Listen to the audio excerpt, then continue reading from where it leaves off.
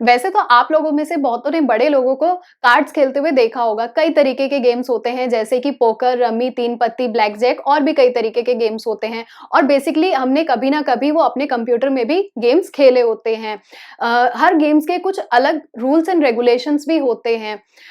कुछ games tricky होते हैं और कुछ फन भी होते हैं। बट नॉर्मली सबको लगता है कि गेम्स में जीतना या हारना लक पर डिपेंड करता है। बट क्या सच में ऐसा होता है? जिसके अच्छे पत्ते होते हैं क्या वही गेम में जीतता है या इसकी भी कोई ट्रिक होती है? चलो आज इस वीडियो में हम उसी चीज को समझते हैं। तो मैं हूं आपकी मैथ्स टीचर पूनम और आप सभी का मेरी क्लास में स्वागत है।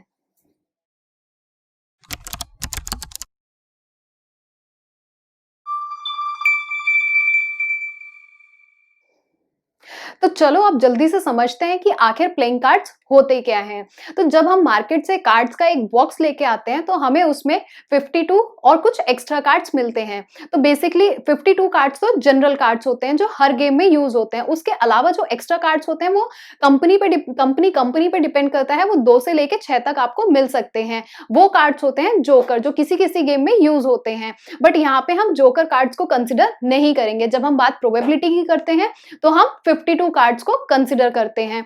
तो चलो इतना तो हमें पता चल गया कि एक डेक में 52 कार्ड्स होंगे। तो अब इसी डेक को हम कैसे आगे कैटेगराइज कर सकते हैं वो चीज भी समझ लेते हैं।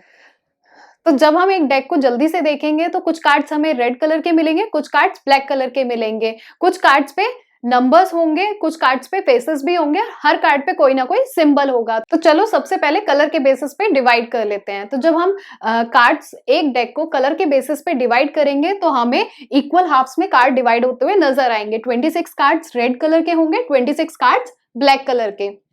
फिर जब हम रेड कलर के कार्ड देखेंगे तो यहाँ पे हमें 2 तरीके के सिंबल्स दिखेंगे उन कार्ड्स पे। इसी तरीके से ब्लैक वाले कार्ड्स पे भी हमें 2 तरीके के सिंबल्स मिलेंगे, तो उन्हें भी समझ लेते हैं। रेड कलर पे जो हमें सिंबल्स मिलेंगे वो हार्ट और डायमंड होगा। इसी तरीके से ब्लैक कलर पे जो सिंबल मिलेगा क्लब और स्पेड होंगे। और हर सिंबल के कार्ड्स हमें 13 मिलेंगे। तो हार्ट के कार्ड्स हमें 13 मिलेंगे। इसी तरीके से डायमंड के 13 कार्ड्स, क्लब के 13, स्पेड के 13 कार्ड्स मिलेंगे। और ये जो हमें यहाँ पे 13 कार्ड्स, एक सिंबल के नीचे जो हमें 13 कार्ड्स मिले हैं वो मिलके क्या बनाता है? एक सूट बनाता है। तो इसी तरीके से यहाँ पे हमें 4 सूट्स मिलेंगे। तो इतना तो हमें पता लग गया, एक डेक में 4 सूट्स होंगे। तो चलो अब इन्हीं कार्ड्स को हम एक सूट को इंडिविजुअल लेवल पे समझते हैं कि एक सूट में कैसे किस तरीके के कार्ड्स होते हैं। तो यहाँ पे मैंने हार्ट का सूट ओपन किया है। तो जब मैंने यहाँ पे देखना शुरू किया तो सबसे पहले मुझे कार्ड्स क्या मिले? King, queen, Jack, 10, 9, 8, 7, 6, 5, 4, 3, 2। 2 के आगे 1 नहीं है। यहाँ पे एक कार्ड है जिसपे हमें ए लिखा हुआ दिख रहा है। वो क्या है? एस कार्ड है। ये बहुत ही स्पेशल कार्ड है, इसको हम ट्रम्प कार्ड भी बोलते हैं। यहाँ पे 1 ना होने के पीछे भी रीजन ये है कि हम जो एस कार्ड कंसिडर करते हैं वो अपने आप में बहुत ही स्पेशल कार्ड होता है। बेसिकली वो गेम पे डिपेंड करता है। वो सबसे बड़ा कार्ड भी हो सकता है गेम का और वो सबसे छोटा कार्ड भी हो सकता है। तो अगर इनको हम रैंक भी दे सकते हैं कार्ड्स को। कुछ अगर रैंकिंग अगर हम ए से स्टार्ट करें तो एस को हम 1 रैंक कर लेते हैं। इसी तरीके से 2, 3, 4, 5, 6, 7, 8, 9, 10 और यहाँ पे जैक क्या हो जाएगा हमारा? 11th नंबर पे आ रहा है, 12, 13। और अगर वापस से एस यहाँ पे आता है तो बैक में आके एस की रैंक कितनी हो जाएगी? 14th हो जाएगी। तो यहाँ पे इस तरीके से उसकी रैंकिंग भी चेंज हो सकती है, डिपेंड करता है गेम से गेम पे। तो चलो अब इन कार्ड्स में हम देख लेते हैं कि क्या क्या कैटेगरीज और हो सकती हैं या कौन कौन से कार्ड्स ये हैं।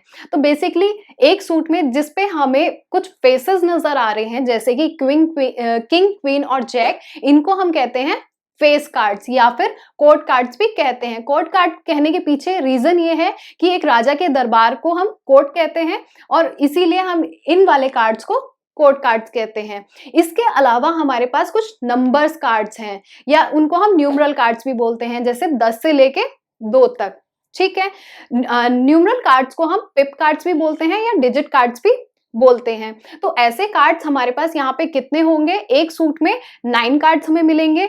इसके बाद हमारे पास क्या बच गया है? एस, जो कि बहुत ही स्पेशल कार्ड है। तो ये तो हमने देखा कि यहाँ पे हमें 3 फेस कार्ड मिले एक सूट में और 9 न्यूमरल कार्ड्स मिले या डिजिट कार्ड्स मिले और एक एस मिला। अब इन्हीं को हम देख लेते हैं कि 4 सूट्स में हमारे पास क्या निकल के आएगा। तो अगर हम बात करें 4 सूट्स की तो हमें कुछ इस तरीके से डेटा मिलेगा। तो यहाँ पे हमारे पास एक सूट में 3 फेस कार्ड थे तो 4 सूट में मिला के हमारे पास कितने कार्ड्स हो जाएंगे? 4 इंटू 3 इंटू 4 कितना हो जाएगा? 12 हो जाएगा। दैट मीन्स हमें 4 सूट्स में कितने फेस कार्ड्स मिलेंगे? 12 फेस कार्ड्स मिलेंगे। इसी तरीके से डिजिट कार्ड्स हमारे पास कितने हो जाएंगे? यहाँ पे 1 सूट में 9 डिजिट कार्ड थे हमारे पास, तो 4 सूट्स में कितने हो जाएंगे? 9 इंटू 4 36। 36 हमें डिजिट कार्ड्स मिल जाएंगे या न्यूमरल कार्ड्स मिल जाएंगे। अब हमारे पास सूट एक सूट में एक ही एस होता है, तो 4 सूट्स में कितने एस हो जाएंगे? 1 इंटू 4 4 एस हो गए। तो यहाँ पे हमने इनको तो समझ लिया। अब इसके अलावा अगर मैं बात करूं, एक और तरीके के कार्ड्स होते हैं जिसको हम बोलते हैं ऑनर कार्ड्स। तो ऑनर कार्ड्स क्या होता है वो भी समझ लेते हैं। जो हमारे पास फेस कार्ड्स हैं, दैट मीन्स ये वाले कार्ड्स जो कि हमारे पास यहाँ पे 12 हैं, उसमें अगर हम एस को ऐड कर दें, दैट मीन्स हर सूट के एस को ऐड कर दें, वो कितने हैं? 4। तो यहाँ पे है 12 प्लस 4 कितना मिल जाएगा? 16। तो यहाँ पे हमें 16 ऑनर कार्ड्स मिल जाएंगे। तो बेसिकली फेस कार्ड्स में हम एस को ऐड कर देंगे तो वहां पे हमें ऑनर कार्ड्स मिल जाते हैं। तो सिंपल था ये कॉन्सेप्ट। तो अभी जो हमने कॉन्सेप्ट सीखा है, बेसिकली हमारे सारे क्वेश्चंस उसी में से आते हैं। बस हमें ध्यान क्या रखना होता है, जो हमने टर्मिनोलॉजी यूज की है या फिर जो भी हमने नेम्स या जिस भी बेसिस पे हमने कैटेगराइज किया, उस चीज को हमें ध्यान रखना होता है। तो चलो जल्दी से एक बार फिर से रिकॉल कर लेते हैं कि अभी हमने क्या समझा। तो हमारे पास एक डेक 52 कार्ड्स का होता है, उसको हम कलर के बेसिस पे डिवाइड करते हैं। दैट मीन्स 26 कार्ड्स हमें रेड के मिलते हैं, 26 कार्ड्स ब्लैक में मिलते हैं। फिर उसके बाद हम सिंबल के बेसिस पे डिवाइड करते हैं, तो हमें 13 कार्ड्स हार्ट के, 13 डायमंड, 13 क्लब, 13 स्पेड्स के मिलते हैं। और जो ये 13 कार्ड्स का एक ग्रुप बनता है उसको हम सूट बोलते हैं। तो एक डेक में हमें 4 सूट्स मिलते हैं। इसके बाद जब हमने सूट समझा या फिर स्पेसिफिक कार्ड्स देखे, तो हमें एक सूट में कितने फेस कार्ड्स मिले थे? 3 फेस कार्ड्स मिले थे, 9 न्यूमरल्स या डिजिट कार्ड्स मिले थे और एक एस कार्ड मिला था। तो इसी तरीके से जब हम 4 सूट की बात करेंगे तो 4 सूट में हमारे पास 12 फेस कार्ड होंगे, 36 न्यूमरल कार्ड्स या फिर डिजिट कार्ड्स होंगे या पिप कार्ड्स भी हम इनको बोलते हैं, और 4 एस होंगे। इसके अलावा अगर हम ऑनर कार्ड की बात करते हैं, जो कि बहुत ही इंपॉर्टेंट या फिर रेस्पेक्टफुल कार्ड्स होते हैं, उनकी बात करें तो जब हम फेस कार्ड्स में एस को ऐड कर देंगे तो वो 16 कार्ड्स हमारे पास ऐसे ऑनर कार्ड्स होते हैं।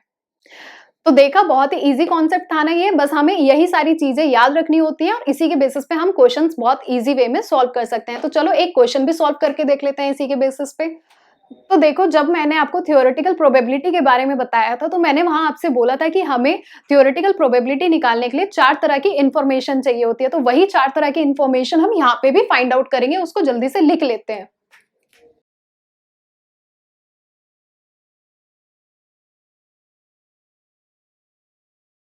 तो अब ये 4 तरीके की इंफॉर्मेशन हमें चाहिए होती है। Possible outcomes, number of all possible outcomes, event, number of outcomes favourable to event. तो चलो अब हम अपना क्वेश्चन समझते हैं कि हमें हमसे क्वेश्चन में क्या पूछा गया है, हमें किस चीज की प्रोबेबिलिटी फाइंड आउट करनी है।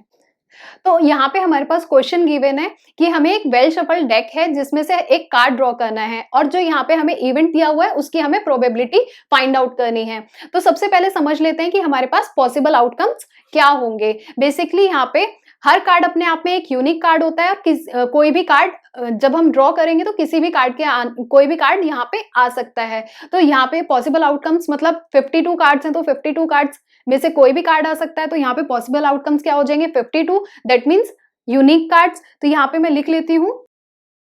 अब हम बात करेंगे number of all possible outcomes की। तो यहाँ पे हमें पता है कि यूनिक कार्ड्स कितने होंगे? 52 होंगे। तो number of all possible outcomes कितना हो जाएगा? This will B 52। अब यहाँ पे हम बात करेंगे इवेंट की। इवेंट क्या है? इवेंट होना चाहिए किंग ऑफ रेड कलर। तो उस चीज को हम लिख लेते हैं, इवेंट हमें मिला है। अब हमें चाहिए number of outcomes favourable to event. तो इतना तो हमें पता है कि एक डेक में 2 ही किंग होंगे रेड कलर के। तो यहाँ पे number of outcomes favourable to event कितना हो जाएगा? This will be 2। 2 ही किंग हमें रेड कलर में मिल सकते हैं। अब हम इस इवेंट की प्रोबेबिलिटी फाइंड आउट कर लेंगे। तो चलो लिख लेते हैं उस चीज को हम। तो यहाँ पे कितना हो जाएगा? Number of outcomes favourable to event, that means 2, और number of all possible outcomes. तो यहाँ पे हमें क्या मिल गया? 2/52। अब जब हम इसको कैंसिल करेंगे तो हमें कुछ इस तरीके से मिल जाएगा, दिस विल बी 1 and 26, तो दिस विल बी 1/26। तो यहाँ पे हमें प्रोबेबिलिटी क्या मिल गई, इस इवेंट की किंग ऑफ रेड कलर की प्रोबेबिलिटी हमें मिल गई 1/26। सिंपल था क्वेश्चन। इसी तरीके से हम बाकी के क्वेश्चंस भी सॉल्व कर सकते हैं, तो चलो उनको भी करके देख लेते हैं। तो नेक्स्ट इवेंट है हमारे पास, जो कार्ड ड्रॉ होगा वो फेस कार्ड होना चाहिए। तो यहाँ पे हमें पॉसिबल आउटकम्स पता है, number of all possible outcomes भी पता है। तो इवेंट लिख लेते हैं फेस कार्ड। अब यहाँ पे number of outcomes favourable to event कितना हो जाएगा, एक सूट में हमें पता है 12 फेस कार्ड्स होते हैं हमारे पास, तो दिस विल बी 12। अब यहाँ पे हमें प्रोबेबिलिटी बतानी है, तो प्रोबेबिलिटी ऑफ फेस कार्ड कितनी हो जाएगी, this will be number of outcomes favourable to event, that means 12 upon number of all possible outcomes, that is 52। तो जब हम इसको फर्दर डिवाइड करेंगे या कैंसिलेशन करेंगे तो दिस विल बी 3 एंड तो हमें मिल जाएगा यहाँ पे 3/13। तो यहाँ पे फेस कार्ड आने की प्रोबेबिलिटी कितनी हो जाएगी, 3/13। तो अब चलते हैं नेक्स्ट पार्ट पे। तो नेक्स्ट इवेंट है हमारे पास रेड फेस कार्ड। तो यहाँ पे हम लिख लेते हैं, इवेंट हमें पता है रेड फेस कार्ड है, तो number of outcomes favourable to event कितना हो जाएगा, यहाँ पे हमें पता है 6 रेड फेस कार्ड्स हमें मिलेंगे, तो इसको लिख सकते हैं हम, दिस विल बी 6। अब इसकी हम प्रोबेबिलिटी बताएंगे, तो कितना मिल जाएगा, प्रोबेबिलिटी ऑफ कितनी हो जाएगी, 6/52। इसमें भी जब हम कैंसिलेशन वर्क करेंगे तो हमें कितना मिल जाएगा, दिस विल बी 3 एंड 2 6, तो दिस विल बी 3/26। तो नेक्स्ट हमें प्रोबेबिलिटी बतानी है जैक ऑफ हार्ट की। तो यहाँ पे हमारे पास इवेंट क्या हो जाएगा, दिस विल बी, तो अब हम number of outcomes favourable to event हमें कितना मिल जाएगा, हमें पता है हार्ट का एक ही जैक होगा, तो दिस विल बी 1।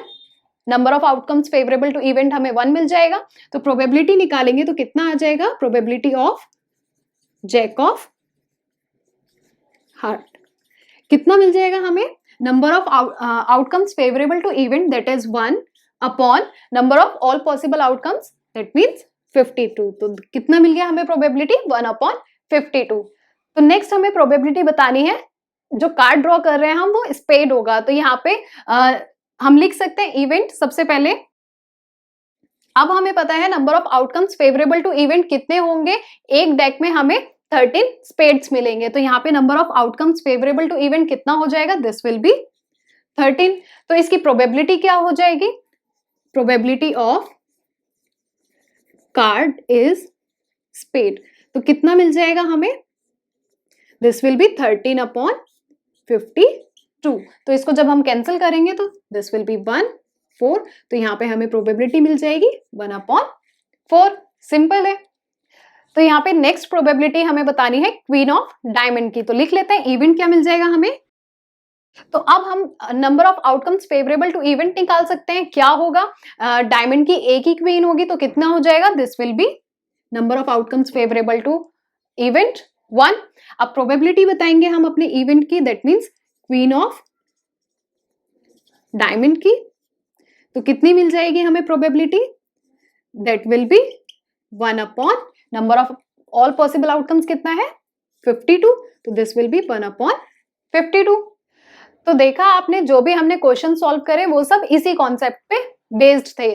तो एग्जाम में भी क्वेश्चन कुछ इसी तरीके से आएंगे। तो बहुत ही सिंपल कॉन्सेप्ट था। आई होप आपको ये वीडियो पसंद आया होगा। वीडियो अगर आपको अच्छा लगा है तो वीडियो को लाइक करें, ज्यादा से ज्यादा अपने दोस्तों के साथ शेयर करें। चैनल पर पहली बार आए हैं तो सब्सक्राइब करना ना भूलें और बेल आइकन को प्रेस कर दें ताकि आपको टाइमली नोटिफिकेशंस मिलते रहें। मिलते हैं नेक्स्ट वीडियो में। Till then keep watching, keep learning. Thank you.